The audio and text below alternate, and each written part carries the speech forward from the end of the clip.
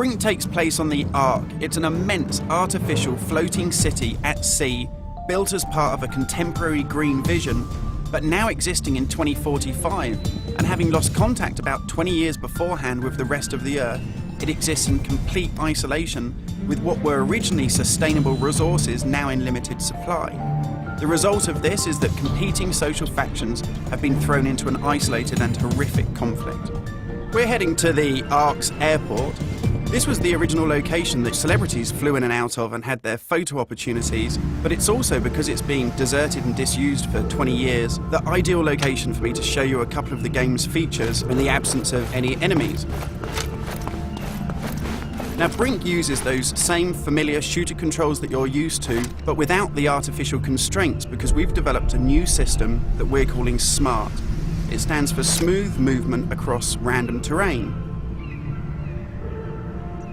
If you walk up to something that's an obstacle, just as you would do in any other shooter, you'll stop.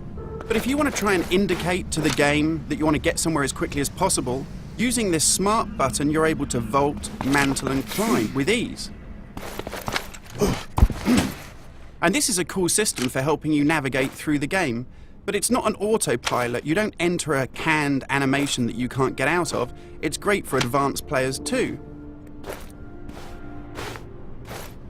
If you're approaching an obstacle, like a security sensor, and you want to make it through that obstacle without perhaps alerting the enemy to your presence, you could just look up, and you'll mantle up and over that automatically.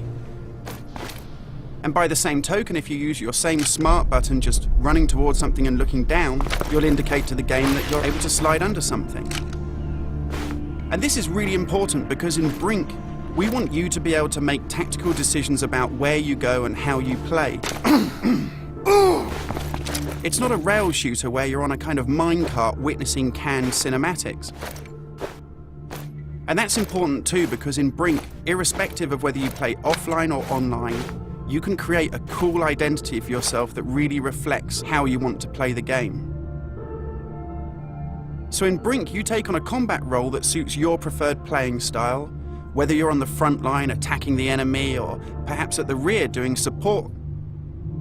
You'll take part in military objectives as part of a coordinated squad. And when you complete these successfully, you'll earn experience points that allow you to unlock cool upgrades for your weapons, really cool abilities that suit the way that you want to play, and also cool outfits that reflect what a badass you are.